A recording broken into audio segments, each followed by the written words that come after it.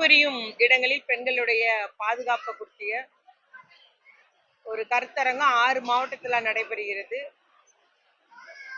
பெண்களிடையே, பொதுமக்களிடையே, அந்த நிறுவனத்தாரிடையே, அதுபோல தொழிற்சங்கங்களிடையே ஒரு விழிப்புணர்வை உண்டாக்க வேண்டும் என்பதற்காக அந்த ஒரு திட்டம் கோயம்புத்தூர், நாமக்கல், கரூர், ஈரோடு, திண்டுக்கல் மற்றும் திருப்பூர் ஆகிய 6 மாவட்டங்கள்ல ஐக்கிய நாடுகள் சபையினுடைய பெண்கள் பிரிவின் சார்பில் நடத்தப்படுகிறது. அது இன்னைக்கு திண்டுக்கல்ல அந்த ஒரு மீட்டிங் ஒன்று நடத்தப்பட்டது.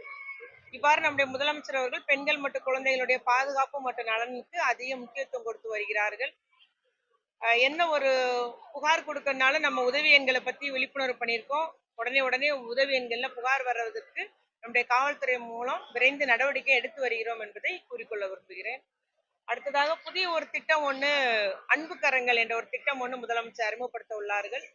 தாய் தகப்பன் இல்லாத அந்த குழந்தைகளை அரசு கல்லூரி வரைக்கும் அவங்களை படிக்க வச்சு அவர்களுக்கு மாதாந்திரம் 2000 ரூபாய் வழங்கும் அந்த திட்டம் கடந்த சட்டமன்ற கூட்டத்தொடரின் போது முதலமைச்சர் அவர்கள் அறிவிக்கப்பட்ட அந்த திட்டத்தை தொடங்கி வைக்க உள்ளார்கள். அது எல்லா இடங்களும் இப்போ கிட்டத்தட்ட 2,82,000 பேருக்கு அந்த கணக்கெடுப்பு எடுத்து இப்போ ஒவ்வொன்றையும் தனிப்பட்ட முறையில விசாரணை செஞ்சு அதை உறுதி செய்து வருகிறோம். நம்முடைய திண்டுக்கல் மாவட்டத்தில் ஒரு 11,000 குழந்தைகளுக்கு அதனுடைய அனுப்பி வைக்கப்பட்டுள்ளது. இன்னும் அந்த மாதிரி யாரும் அந்த மாதிரி தாய் தகப்பன் இல்லாத குழந்தைகள் இருந்தா இதற்கு விண்ணப்பிக்கலாம். எத்தனை குழந்தைகள் வந்தாலும் அதற்கு கொடுக்க அரசு தயாராக இருக்கிறது. வேற எதுவும் பேசுறீங்களா?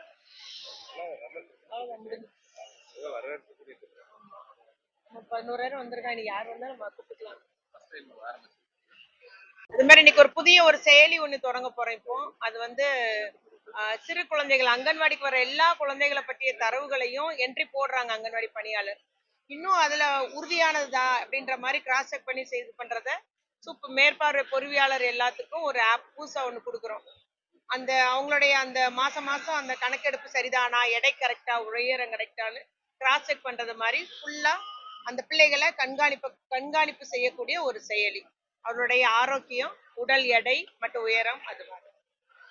சமீபத்துல இந்த 4 ஆண்டு காலத்துல எவ்வளவு குழந்தைகளை மீட்டெடுத்திருக்கோம். கொத்தடிமைகள் இருந்து பில்லு, செங்கல் காலவாசல், எவ்வளவு பேரை நம்ம கவர்மெண்ட் அது ஆக்சுவலா கொத்தடிமை இருக்கிற அந்த இதெல்லாம் தொழிலாளர் நலத்துறை அவங்க தான் பாக்குறாங்க.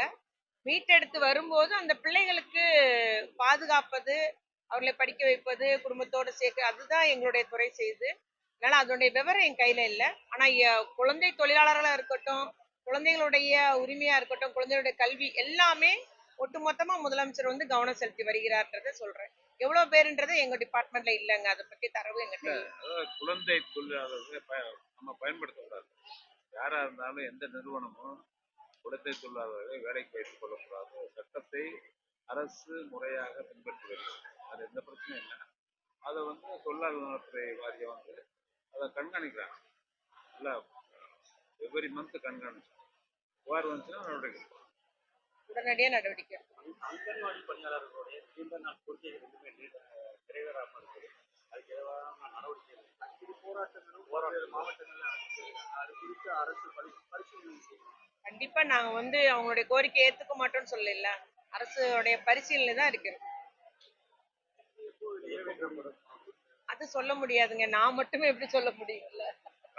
காலம் ரொம்ப கடினம். ரைட்டுங்க, நன்றி. அதான் உங்களுக்கு தெரியுமே, அதாவது கேள்வியாக கேட்கிறேன். சமீபத்தில் சமஸ்கிருதத்துக்கு மத்திய அரசு 5,253 கோடி ரூபாய் சமஸ்கிருதத்துக்கு மட்டும் ஒதுக்கினது. மற்ற மொழிகளுக்கு ஒதுக்கப்படலை. இதை பத்தி உங்களுடைய கருத்து? 5 மொழிகளுக்கு அது 17 விழுக்காடு கம்மியா இருக்கிறது சொல்லியிருக்கிறாங்க. யார் அவங்க ஒதுக்குறது சரியில்லை. அந்த மொழி வழக்குல இல்லை. சமஸ்கிருதம்னா யாருக்குமே தெரியாது. இலக்கணமும் இல்லை, இலக்கியமும் இல்லை, ஒண்ணுமே இல்லாத ஒரு மொழியை அழிந்து போய் கொண்டிருக்கிற மொழிக்கு நிதி எதுக்கு ஒதுக்காங்கன்னா அவங்கள கேளுங்க, எங்களை கேட்காது. ஒதுக்கணும். பெரியார் குறித்து வீடியோ வெளியிட்டிருக்காங்க. அது தவறு. அதிமுக சேர்ந்த முன்னாள் அமைச்சர்களும் அதுல பங்கேற்றிருக்காங்க. அதான் அவங்களே சொல்லிட்டாங்கல்ல, அது இடம்பெற்றிருக்க கூடாதுன்னு அவங்களே. திராவிட இயக்கங்கள் ஆளக்கூடிய மாநிலம் தமிழகம். அதுவும் இன்னும் திராவிட மாடல் ஆட்சி. இப்பொழுது நாயகன் எங்களுடைய முதலமைச்சர் தளபதி இருக்கின்ற வேலையில் அதுக்கு வேலையே இல்லை. அவங்க ஏதோ அவங்க அந்த மாதிரி விமர்சனங்கள் செய்தது முற்றிலும் தவறானது. மக்கள் அதை ஏற்றுக்கொள்ளவில்லை. அவர்களுக்கு சரியான பாடம் வருகிற காலத்தில் கற்பிப்பார்கள். அதே மாரி அண்ணாமலை சொல்லியிருக்காரு, இந்துவா இருந்தா உத்தராசமும் தெரிந்தவரும் அனுப்பிட்டு பள்ளிக்கூடங்களுக்கு மாணவர்கள் போட்டு சொல்லியிருக்காங்க. அதெல்லாம் அவர்களுடைய விருப்பம்ன்றதுதான் நம்ம கருத்து. யாரு எந்த அவருக்கு நான் பதில் சொல்லணும்னா நான் இந்து தான், நான் ஒரு இந்து தான். இந்துன்னு நான் சொல்ல தமிழன்னு சொல்லணும். நான் சிலுவை போட்டிருக்கேன், அது நான் விரும்பி போட்டிருக்கேன். அதுக்கு அவர் யார் சொல்றது? ஏங்க பிரச்சனைனா நம்ம கடவுளை நோக்கி போவோங்க, முருகன் கோயில் போவோம். அவங்க முருகனை நான் காப்பாத்த போறேன்னு சொல்றாங்க. இதோட சிரிப்பு என்ன இருக்குதுங்க? நமக்கு பிரச்சனைனா கோயிலுக்கு போய் கும்பிடணும், முருகன்கிட்ட கேட்கணும், முருகனை காப்பாத்துறதுக்கு. இல்லம்மா, அது என்னன்னு கேட்டீங்கன்னா, அவங்க முருகனை வச்சு அரசியல் பண்ணோம்னு நினைக்கிறாங்க. முருகன் எங்கிட்ட இருக்காரு, எப்படி நீங்க அரசியல் பண்ண முடியும்?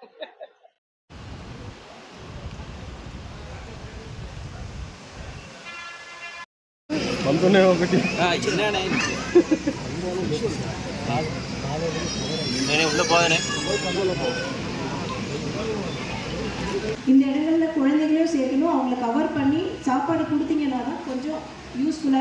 சார்பாக நலத்திட்ட உதவிகள் வழங்கும் விழா மற்றும் ஆய்வுக் கூட்டத்திற்கு வந்திருக்கும் மதிப்பிற்குரிய மாண்புமிகு ஊரக வளர்ச்சித்துறை அமைச்சர் அவர்களையும், மாண்புமிகு சமூக நலன் மகளிர் சமூக நலன் மற்றும் மகளிர் உரிமைத்துறையின் கீழ் செயல்படக்கூடிய பங்கேற்றிருக்கும் அனைத்து உள்ளாட்சி பிரதிநிதிகள் மற்றும் அனைத்து துறையினுடைய அலுவலர்கள், பொதுமக்கள், பயனாளிகள் உட்பட அனைவரையும் மாவட்ட நிர்வாகத்தின் சார்பாகவும் மாவட்ட ஆட்சியரின் சார்பாகவும் வருக வருக என்று வரவேற்பதில் பெருமகிழ்ச்சி கொள்கிறேன்.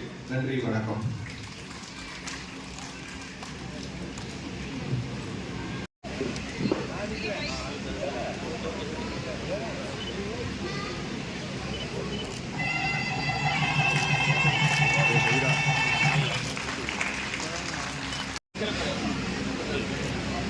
குழந்தைகள் பருவ கல்வி பெருமதிப்பிற்கும் மரியாதைக்கும் போற்றுதலுக்குரிய மாண்புமிகு ஊரக வளர்ச்சித்துறை அமைச்சர் மற்றும் மாண்புமிகு சமூக நலத்துறை அமைச்சர் அவர்களால் பள்ளி குழந்தைகளுக்கு வண்ண சீருடைகள் வழங்கப்படுகிறது. முதலாவது பி ஜஸ்விகா என்ற குழந்தைக்கு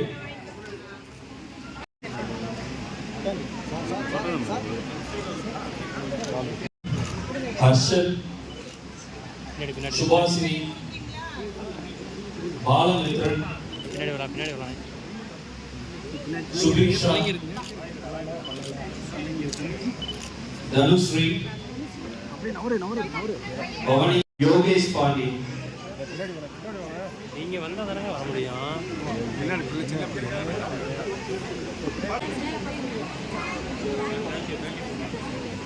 தேங்க்யூ சொல்லுங்க.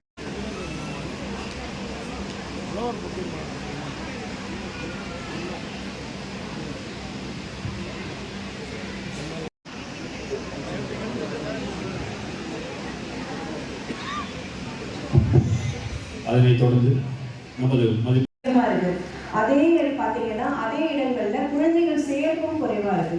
அதுதான் இருக்கிறதுலே குறைவா சேர்த்திருக்கீங்க. போன வருஷத்தை விட இந்த வருஷம் குறைவா சேர்த்திருக்கு. அவங்களுக்கு சாப்பாடும் கொடுக்கல, நம்ம கவரும் பண்ணல, ஏஎம்பிஎன் மதர் கவர் பண்ணல. பெனிஃபிஷியரி பயனாளிகள் பற்றி முதல் பயனாளி ஆத்தூர் சட்டமன்ற தொகுதியில் திரு ரஞ்சித். அதனைத் தொடர்ந்து மெர்சிடர் அவர்களுக்கு ரூபாய் 50,000 உண்டான வைப்பு தொகை ரசீது வழங்கப்படுகிறது. அதனைத் தொடர்ந்து திருமதி மல்லிகா அவர்களுக்கு வழங்கப்படுகிறது.